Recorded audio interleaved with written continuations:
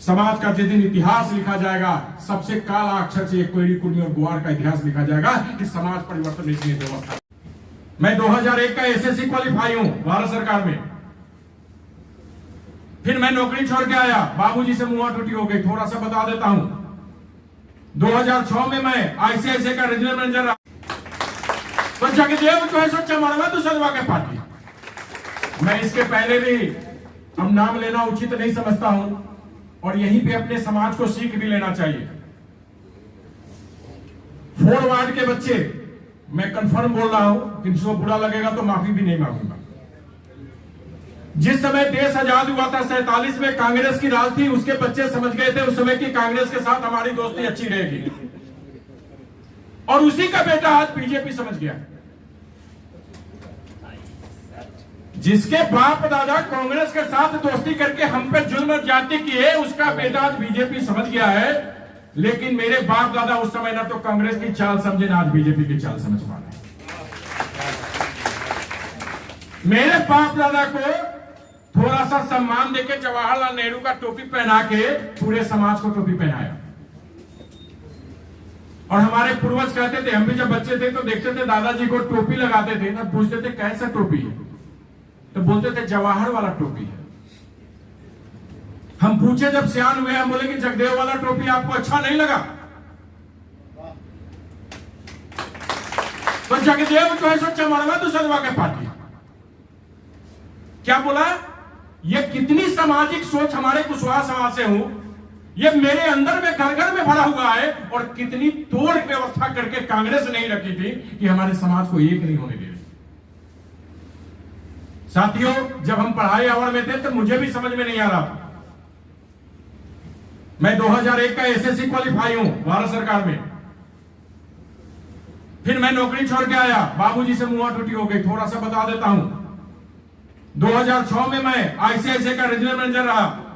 2009 के जून तक बिहार सरकार में टीचर का नौकरी किया, लेकिन मन कभी भी अस्थिर नहीं रहा, क्योंकि जहां भी जाता था सामाजिक विरोध जिस दिन मैं करता था उस दिन हमको हरा घंटी के बदला लाल घंटी दिखाई देता था। और आना तो मुझे यही था जहां समाज का विचारधारा मिलता था। दोस्तों, मेरी भी शुरुआत बहुजन समाज पार्टी से शुरुआत हुई और बिहार के प्रभारी तक मैं बना। माननीय बहन जी के साथ 4 सभाएं मैंने की थी। लेकिन अब यहां पे हम लोग को भी सोचना है कि बहन जी का आप सम्मान देने लायक है, बहन जी का आप साथ देने लायक नहीं। माननीय बहन जी मेरी भी सम्मान, लेकिन साथ देके बहन जी का हम सतीश मिश्रा का सरकार नहीं बना सकते। मैं बहन जी का साथ देके बीजेपी का कठपुतली नहीं बन सकते हैं। अगर साथ देना चाहते हो साथियों, तो यहां पे आज डिसीजन लेना होगा समाज को। हम यहीं पे आके भटक जाते हैं। अरे जनक राम के साथ मैं भी काम किया हूं। जनक राम मेरे जात का सिर्फ हो सकता है, जनक राम समाज का नहीं हो सकता।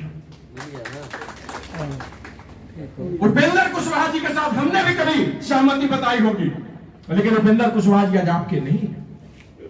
उनकी विचारधारा कुशवाहा के सम्राट अशोक की विचारधारा से नहीं मिलती है, जय श्री राम की विचारधारा से मिलती है। मैं पूछना चाहता हूं समाज के हम अपने लोगों से, बैकवर्ड के लोगों से, ये समाज की सब जातियां रही है, कोयली, कुर्मी और यादव, ये 3 जातियां आज के डेट में अपने लालच में, अपने सत्ता के लिए सारे समाज को दिग्भ्रमित कर रही है। समाज का जिस दिन इतिहास लिखा जाएगा, सबसे काला अक्षर से एक कोयली, कुर्मी और गुआर का इतिहास लिखा जाएगा कि समाज परिवर्तन इसलिए व्यवस्था है। मुझे अगर विचार में जाना होगा तो जगदेव के विचार में जाना होगा। अगर जाना होगा तो लालन सिंह पल्लवी यादव के विचार में जाना होगा। और हम किसके विचार में जा रहे हैं? कृष्णवंशी बने हुए हैं। ये कुशवाहा समाज से पूछता हूं कि संविधान में लिखा हुआ है भाई कि राम के वंशज लाओ कुछ, कोई कुर्मी, हमको बता दो, हम राजनीति छोड़ देंगे। ये शकुनी नीतीश का चाल था कि लोग कुछ बना के राज शासन में आया और हम लोग अब धार्मिक हो गए हैं। वाह! और एक भी कोई कुर्मी वहां पर नहीं नजर आया अयोध्या में। हम पिछले महीने इलाज कराने के लिए गए थे तो एक भी कोई कुर्मी का नजर नहीं आया, ना पटेल आया, ना कुशवाहा नजर आया। और जय श्री राम का डंका बजा रहे हैं। अरे शर्म तो करो, कुछ नहीं समझ, शर्म है तो समझदारी भी तो लाओ। अरे आपके पूर्व सम्राट अशोक का यही भाई सर पे लेके घूम रहा है और तुम जूता उठाने के लिए वहां पे तैयार हो। मुझे सोचना होगा, यहीं पे विचारना होगा, समाज को एक दिशा देना होगा।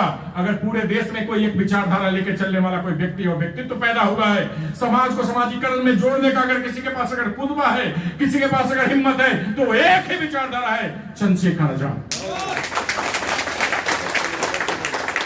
हम विचलित हो जाते हैं। एक भाई साहब आए थे, सही बोलते हैं कि वोट के पहले 1400 खर्च करता थे, 14,000 थे, और वोट के पहले तो उनको मुसलमान घोषित कर दिया।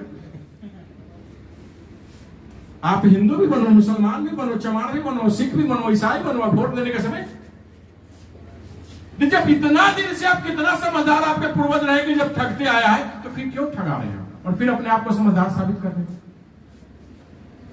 एक बार पलटी मारने से आपके देश की सरकार गिर सकती है। एक भाई साहब ने सुझाव दिया था, मैं माननीय प्रदेश अध्यक्ष जी के ये मैटर है, लेकिन थोड़ा सा साहब का आदेश उससे मैं बोल सकता हूं। हम गठबंधन क्यों करें उनके साथ? हम गठबंधन की बात करने जाते हैं तो वो क्या बोलते हैं, मुझे जूता के नीचे रख के वो गठबंधन की बात करते हैं, और मैं चाहता हूं कि बराबरी की बात की जाए।